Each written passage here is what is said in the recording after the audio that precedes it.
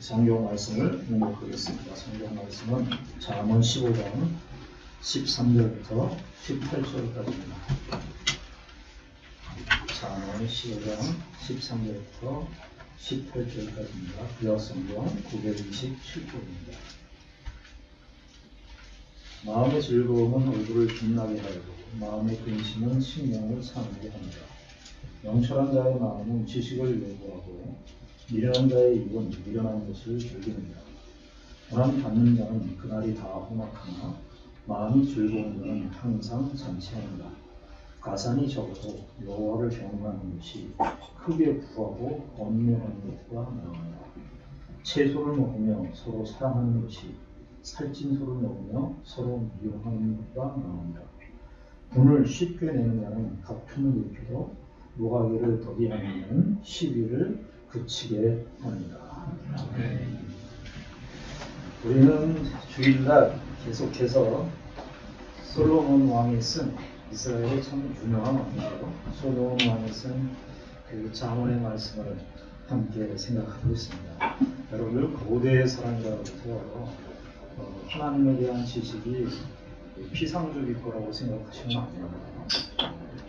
어떤 면에서 우리가 이렇게 성경도 우리에게 익숙하게 전수되어 있고 성경과 관련된 많은 도서들이 그동안에 많은 축적이 이루어졌어요. 지금 사는 사람들보다 어떤 면에서 구약 성경을 읽을 때 보면은 그분들이 가졌고 그분들이 고백한 신앙의 내용이 하나님에 관한 그 알미 얼마나 깊고 얼마나 풍성한지 참 비교해 보면은 참 우리가 부끄럽습니다. 그래서 이 세상에서 제일 많이 팔린 책이 성경책인데 또 하나 부끄러운 사실이 뭐냐면 이 세상에서 또 가장 많이 팔린 책이 성경책이기도 하지만 이 세상 사람들도 가장 많이 안 읽는 책이 성경책이기도 합니다. 그저 한 시대를 풍조하면서 지나갈 수 있는 그런 내용이지만 그리스도인들, 신자들은 이 사실을 더욱 뼈저리게 생각합니다. 교회 나올 때 성경책을 먼지를 툭툭 털고 예전에 우리 부흥사 목사님이 저런 신자를 가르쳐 툭툭 신자라고 했어요. 성경책을 툭툭 털고 주일날 한 겁니다. 하여튼 잠언에 있는 이 솔로몬 왕이 이스라엘의 영광과 부와 명예를 누렸던 왕인데 하나님께서 은혜를 주셔서 이 하나님의 말씀을 잠언의 말씀을 기록하고 전도서도 기록하지 않았습니까? 여러분 전도서도 얼마나 대단한 말씀입니까? 해 아래 새 것이 없다고 헛되고 헛되며 헛되고 헛된 것이 모든 것이 헛되다.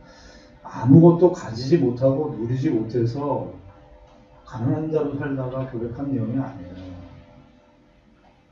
그러니까 그 전도서 헛되고 헛되며 헛되고 헛된 것이 모든 것이 헛되다라는 말은 모든 것을 누리고 성공했고 모든 사람들이 부러워할 만한 모든 것을 가진 사람의 고백이었습니다. 얼마나 놀라운 고백 아닙니까? 진리죠, 진리죠.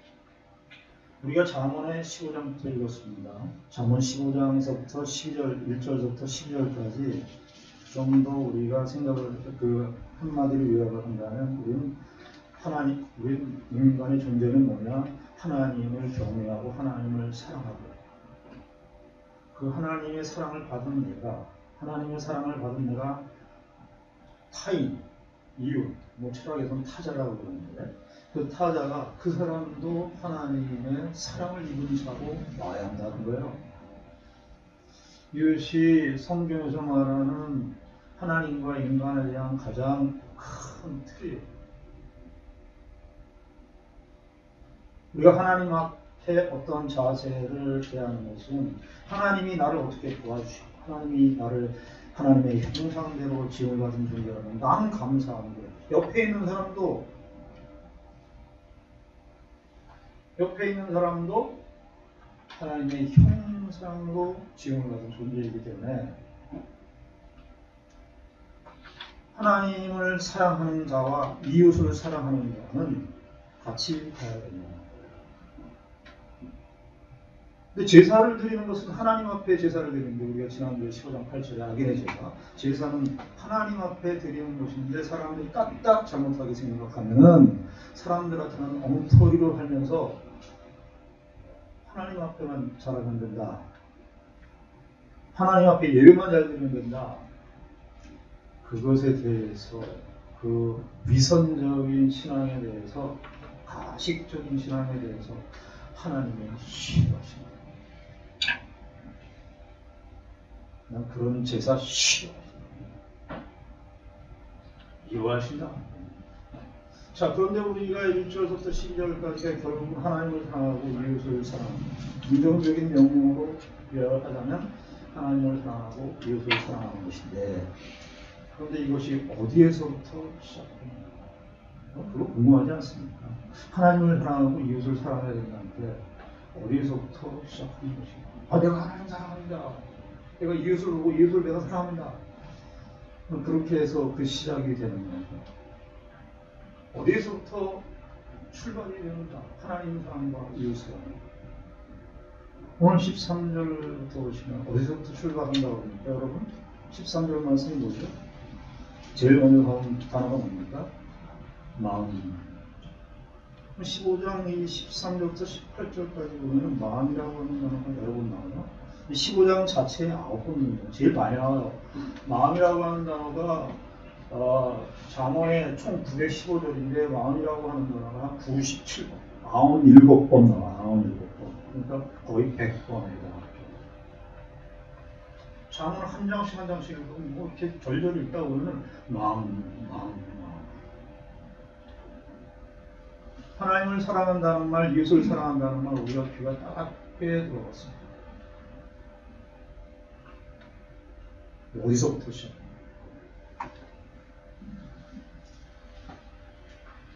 잠언을 이렇게 쭉 기록하면서 짧게 경구 형식으로 되어 있지만 그 바탕에 흐르는 그 영적인 그 논리는 이렇게 아주 치밀합니다.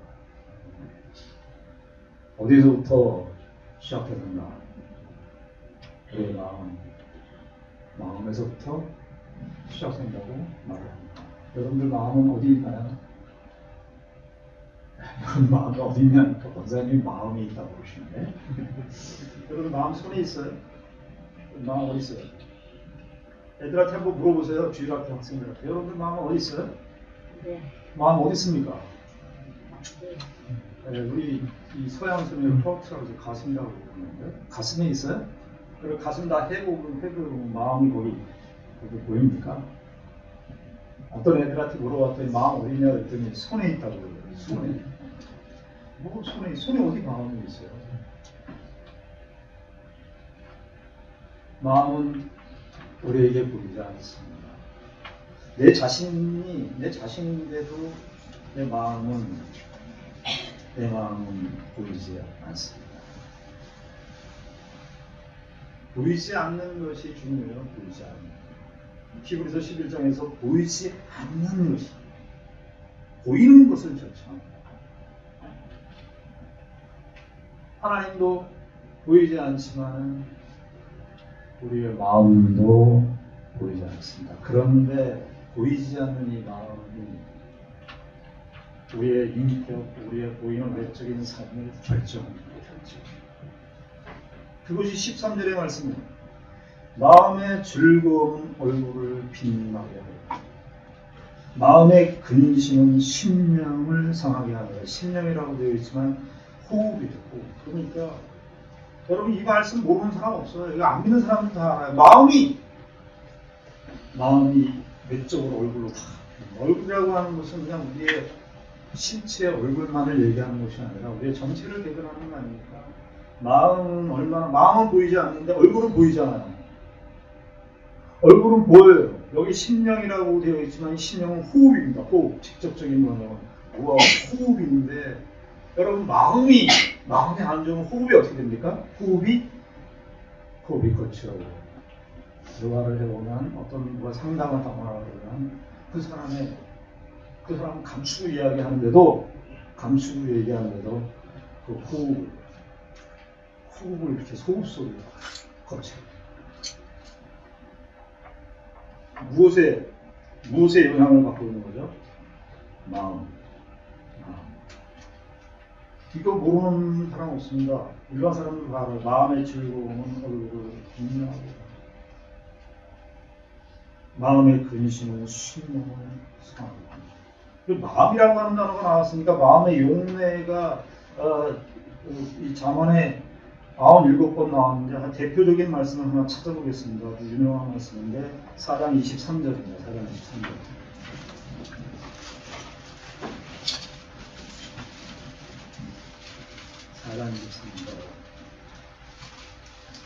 4장 23절 제가 읽겠습니다. 모든 지킬 만한 것 중에 더욱 내 마음을 지키라. 생명의 근원이 이에서 나느니라. 이 말이 그러니까 모든 사람들이 지킬 만한 것, 자기 가족도 지켜야 되고 지킬 만한 건 참 많아요. 우리가 가족도 지켜야 되고 질서도 지켜야 되고 살아가는 삶의 인간관계에 어떤 룰도 있어요. 보이지 않는 룰도 다 지켜야 되지만 인간이라고 하는 존재가 가장 신경 쓰면서 지켜야 할 최고의 하나가 가장 우선적인 목록이 있다면 뭐다? 인간의 마음. 왜냐하면은 거기 23절에 거기 이제 더욱 내 마음을 지키라. 여기 한글 성경에는 빠져 있습니다만 왜냐하면 성경의 접속사가 중요해요. 접속사. 왜냐하면 혹은 그러므로 이는 왜냐하면 왜 그렇지? 왜 우리가 모든 지킬 만한 것 중에 최고로 내 마음을 지켜야 되는 이유가 뭐냐 하니까 생명의 근원이 이에서 나느니라 이렇게 되는데 이거는요 여기에서부터 표출됩니다. 여기서부터 다 나간다. 그러니까 인간의 존재 양식이 존재 행동 방식이라든지 삶의 모든 라이프 스타일이라든지 이런 모든 것들의 출처가 어디에서부터 나온다?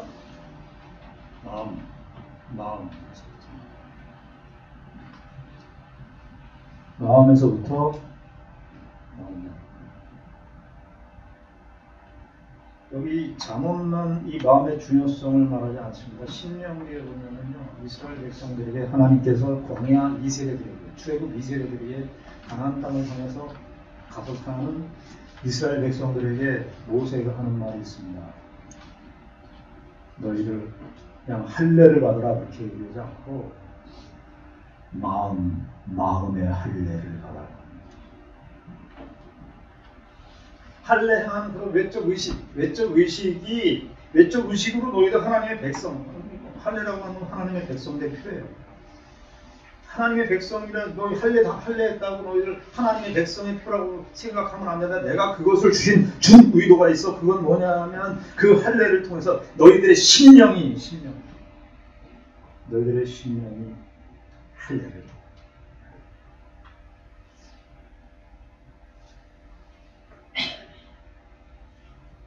다시 잠언 15장 본문으로 돌아오셔서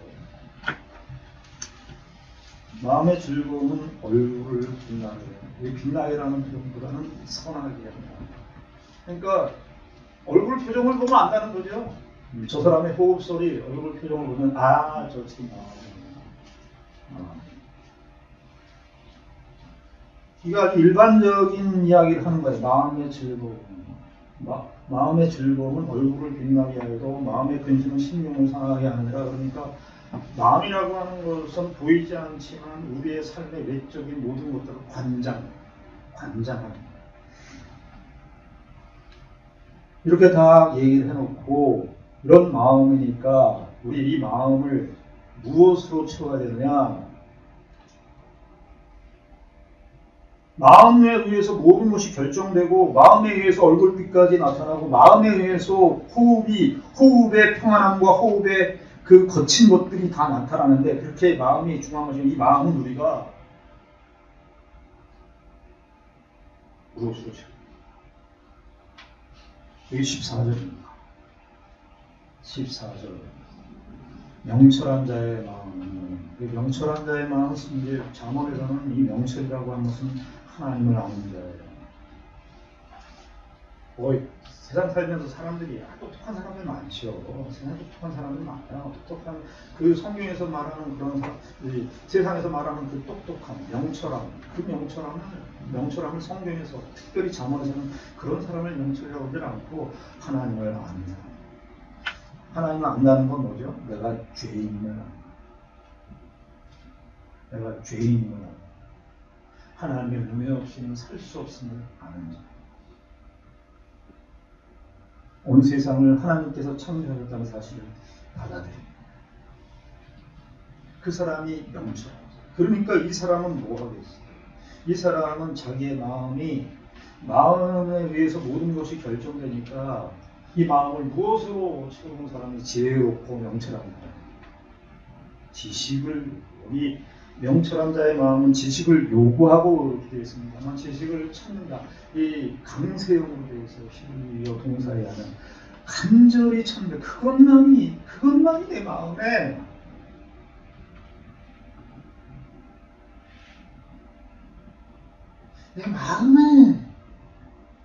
정말 필요한 것입니다. 간절하다는 것은 내 안에 없는 거예요. 내 안에 없으니까 간절히 그것을 구하는 것이죠. 이 지식이라는 말 특별히 잠언에서 한 40번 나오는데 지식은 다 여호와를 아는 지식입니다. 우리가 잠언 1장 7절도 한번 가보겠습니다. 잠언의 아주 대표적인 성경 구절이에요. 잠언의 주제 구절이라고 있는데 거기 지식의 출처에 대해서 1장 7절에 보시면 잘하는 말씀입니다. 여호와를 경외하는 것이 지식의 근본. 거기 지식이 같은 여호와를 경외하는 것이 지식. 그래서 여러분 잠언을 읽을 때 그냥 여호와와 관련되지 않은 지식인데 그 지식은 다 여호와의 지식이에요. 여러분 지식은 우리가 보통 이 세상에서는 지식을 탐구하는 이 주체인 나가 있고 탐구의 대상인 객체가 있어요. 그래서 주체와 객체가 이렇게 내가 주체인 내가 어떤 대상을 보고 지식을 우리가 습득하죠. 일반의 교육이라든가 이런 방식들은 다 그런 방식으로 지식을 추구하고 축적하고 획득을 합니다. 지식의 근본이 다 그래요. 이 세상에서의 지식은.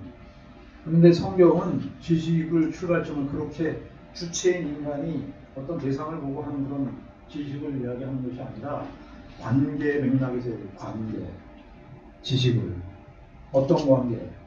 여호와의 관계.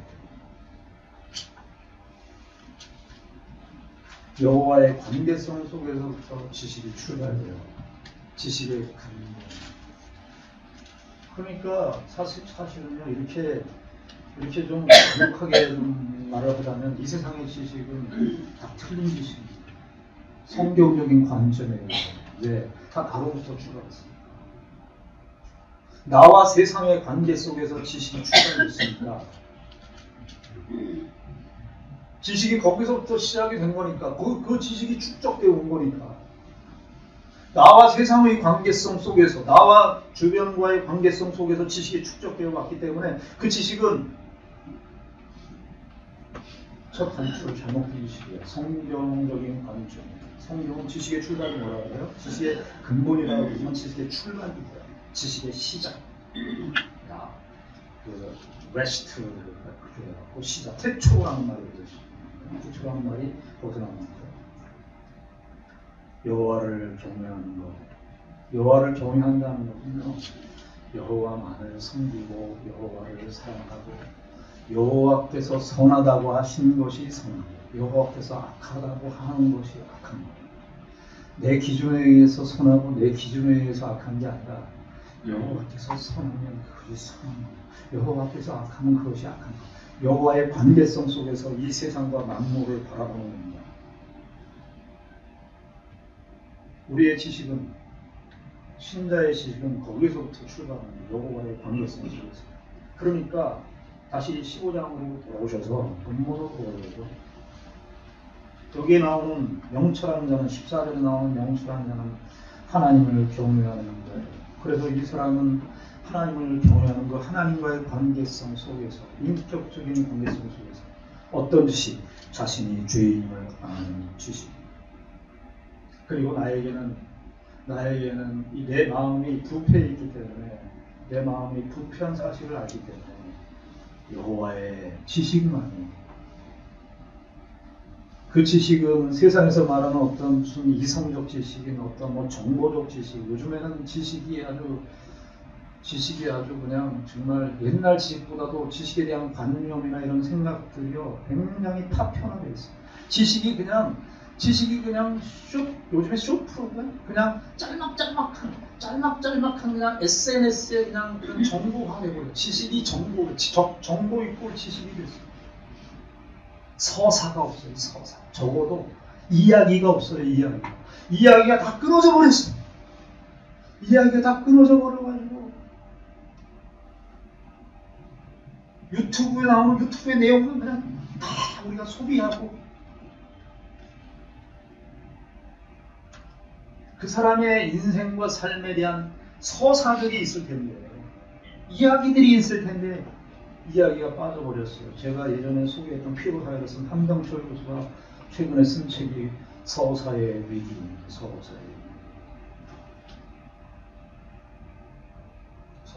지식이라고 성경에서 말하는 그 일반의 학문적인 영역에서 일반의 철학자들이, 심리학자들이 말하는 그런 저기에서도 우리가 갖는 이 현대의 이 맹점을 지적해요. 성경은 그런 정도 차원을 넘어섭니다.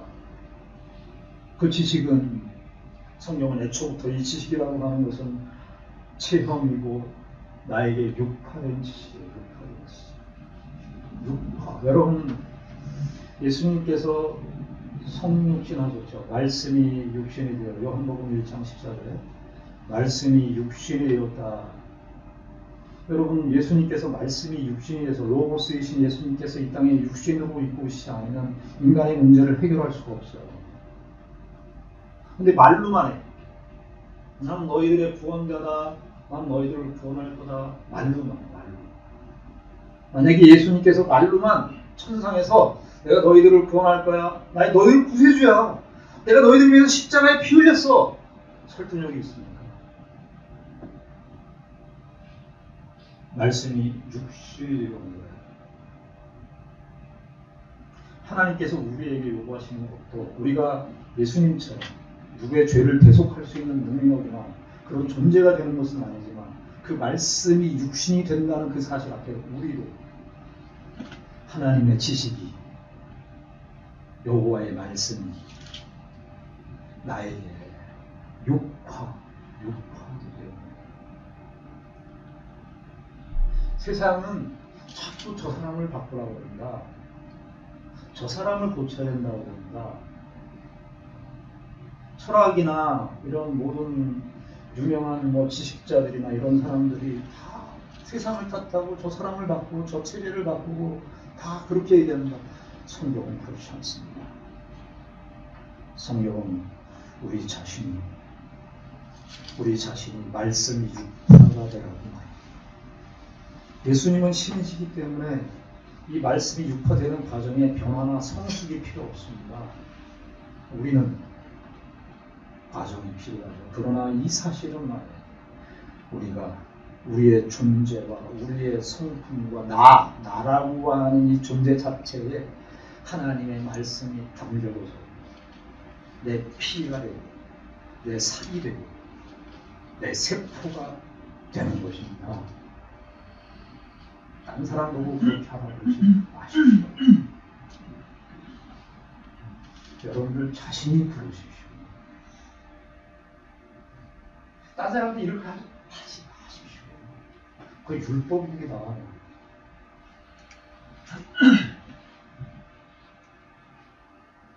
명철한 자의 마음은 지식을 요구해요. 지식을 간절히 요구해요. 왜 이 지식은 어떤 지식입니까? 자기에게 정말 살이 되고 피가 되는 지식이에요. 체험적 지식이에요. 안다고 하는 것은 우리가 그냥 정보를 하는 그런 정도가 아니라 그 하나님 되심을 내 인생 속에, 내 마음 속에, 내 인격 속에 육화되어 가는 지식. 그런데 어떻게 합니까? 그 다음에 반의적 대꾸가 나오죠. 간호법적인 미련한 자의 입은 미련한 것을 죽이느니라. 참 죄를 얘기하는 거예요. 죄. 미련하다는 것은 죄를 얘기하는 건데 죄는요 자꾸 더 죄를 향해서 가요.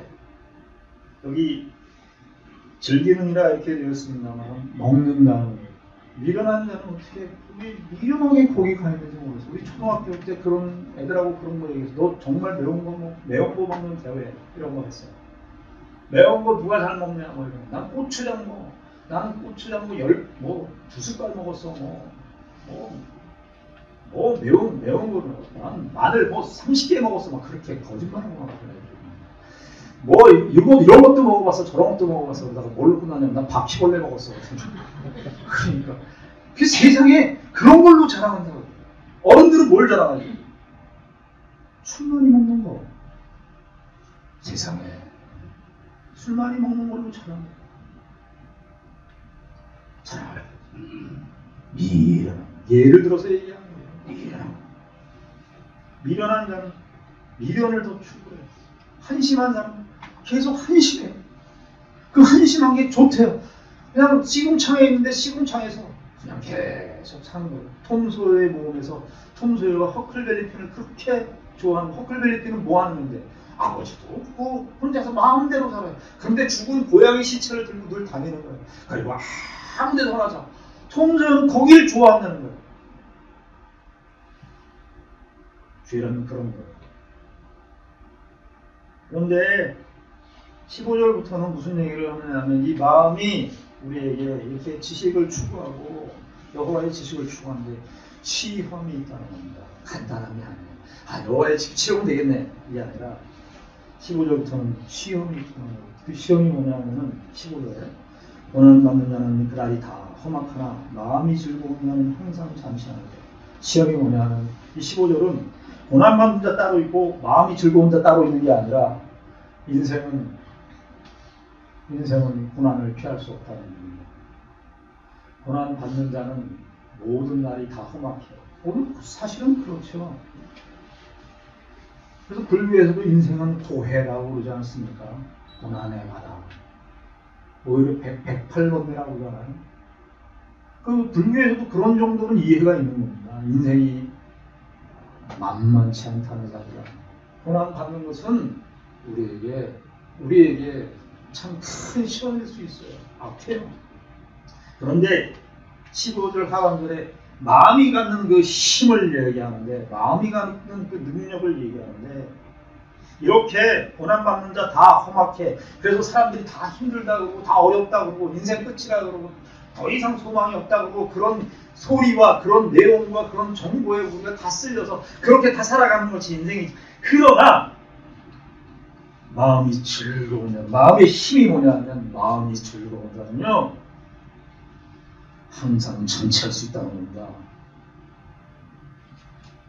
목사님, 저는 그런 사람을 본 적이 있는데 예를 들어봐주세요. 신약 성경의 예를 들게요.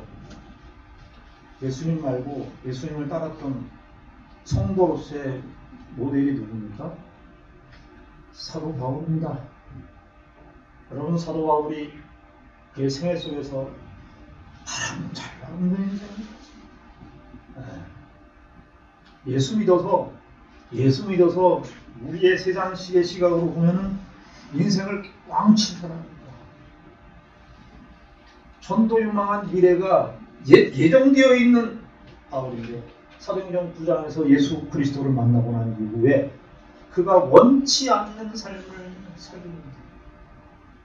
1차, 2차, 3차 옛날에 배가 좋기를 해요. 교통수단이 원활하게 합니까? 지중해를 13번인가 왔다.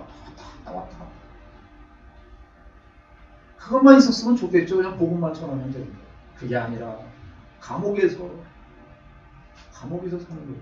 그런데 그 감옥에서 있으면서 로마 감옥에 갇혀 있으면서 쓴 서신이 뭡니까? 빌립보서예요. 빌립보서에서 뭐라고 해요? 주 안에서 기뻐하라고 해요. 감옥에 있는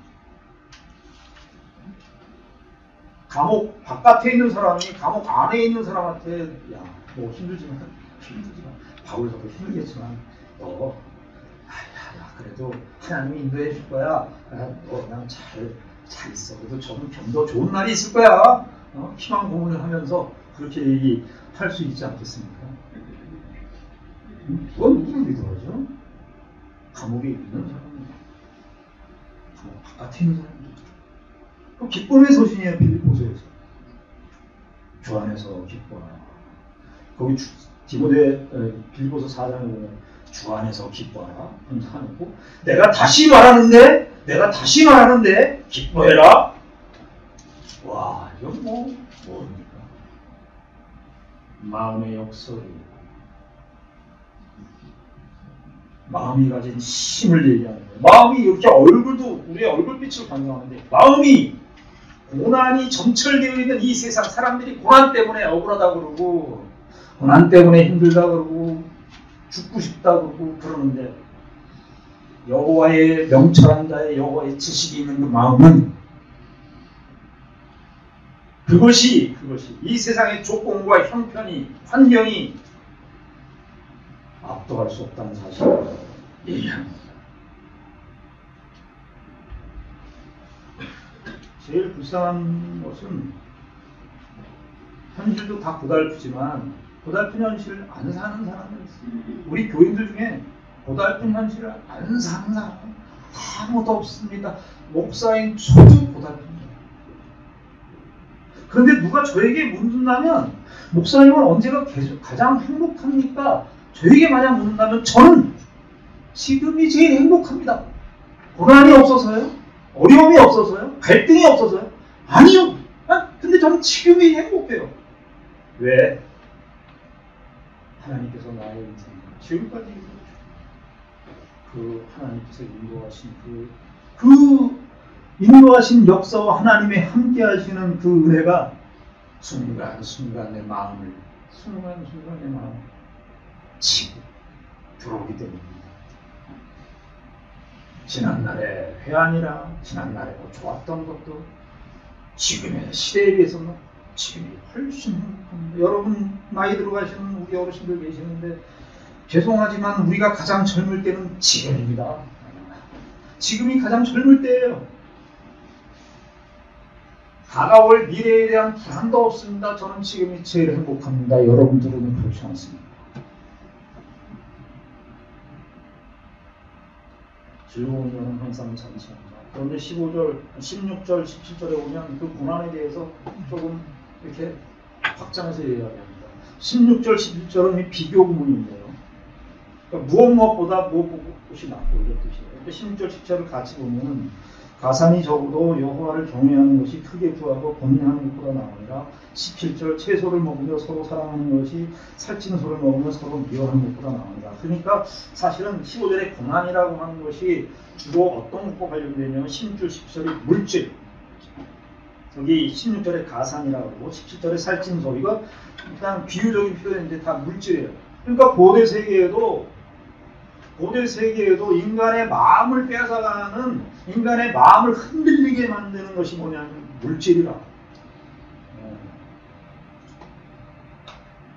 왜 사람들이 고난을 받고 고난을 당하는 일들이 어렵냐면 고난 당하는 걸 고난의 주제 가운데 여러 가지 주제가 있지만 고난의 주제 가운데 물질이라.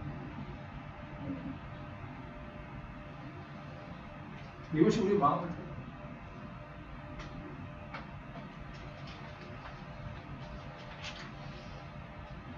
16절은 하나님과의 관계에서 물질이 우리의 마음을 뺏어갈 수 있다는 가능성, 17절은 인간과의 관계성 속에서 이 물질이 우리의 신자의 서로 사랑하는 삶을 빼앗아갈 가능성, 그것을 얘기해 주는 거예요. 가능성이 아니라 사실이죠. 16절에 보면 가산이 적어도 여호와를 경외하는 것이 크게 구하고 번뇌하는 것보다 나으니라. 하나님을 경외하고 하나님을 사랑하는 데 있어서 물질을 주기가 우리를 힘들어요. 어떤 철학자가 그런 말을 했어요. 그 사람도 예수를 믿는 분인데 김용규라고 하는 분이 그 최근에 읽은 책 중에 이 세상에 많은 철학, 이 세상에 많은 사상들이 있었는데 그걸 한꺼번에 무너뜨린 것이 뭐냐면 물질주의. 예나 지금이나 물질주의 앞에서 다 무너졌다는 거예요. 신앙은 영혼도 마찬가지예요. 이 물질이 여호와를 경외하는 것에 큰 시험입니다. 예수님께서 마태복음 6장에 그 말씀하신 거 아닙니까? 그리스도와 재물을, 만몬이라고 그리스도와 재물을 겸하여 섬길 수 없는. 왜냐하면 사람의 마음은 하나를 섬기든지 하나를 섬기는 인간의 마음이라고 하는 것은 하나만 섬기게 돼 있어요. 그러니까 두 주인을 섬길 수 없다는 거예요. 인간의 마음을 하나만 섬길 수 있어요. 그런데 만약에 그리스도와 재물을 겸하여 섬기는 것은 재물을 섬기는 거예요.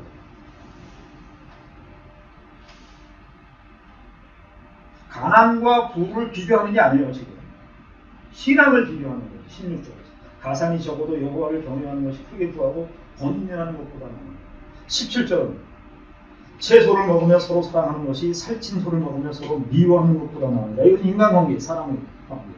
여러분들 사람의 관계를 생각할 때 그 사람을 생각했습니까? 아니면 그 사람이 가진 재물을 생각했습니까?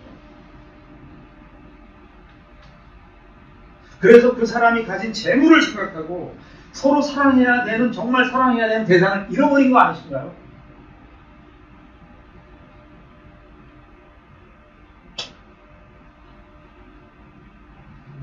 채소를 먹으며 서로 사랑하는 것보다 살찐 소를 먹으며 서로 미워하는 것보다 나으니라. 이거는 재물이 필요 없다는 얘기가 아닙니다. 재물이 필요합니다. 잠언에서도 재물을 가진 것을 축복이라고 얘기해요. 아브라함도 부자였습니다. 가난과 부를 얘기하는 게 아니에요.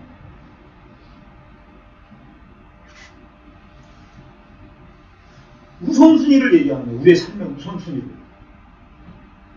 가만히 보면 사람들이 살아가는 걸 보면 아, 저 사람은 돈을 쫓고 있다. 사람을 정말 존중하는가? 사람을 서로 사랑하는 것을 더 귀하게 여기는 삶인가? 나 자신에게 물어보시는 거지. 18절이 뭡니까? 돈을 쉽게 내는 자는 다툼을 일으켜도 노하기를 더디하는 자는 시비를 그치게 하느니라. 이거 18절은 문맥을 띄워놓고 이 문맥의 흐름을 띄워놓고 읽으면 그냥 성질 부리는 사람, 이 성질 급한 사람은 조심해야 되겠네. 그 도덕적 교훈으로 생각하시는데 그게 아닙니다. 여기 이제 17절이 이 물질에 대한 얘기를 하고 서로 물질 때문에 사람들이 다 갈라지거든요. 그러니까 이 18절은 분을 낸다는 것은 화를 낸다는 건데 무엇 때문에 화를 낸다는 거예요? 싸워. 물질 때문에. 욕심이 있어요. 아니 서로 사람을 사랑하는 것이 더 중요한 가치는 싸울 필요가 없는 거예요. 왜? 그러면 그런 사람을 18절은 노하기를 더디하는 사람이에요.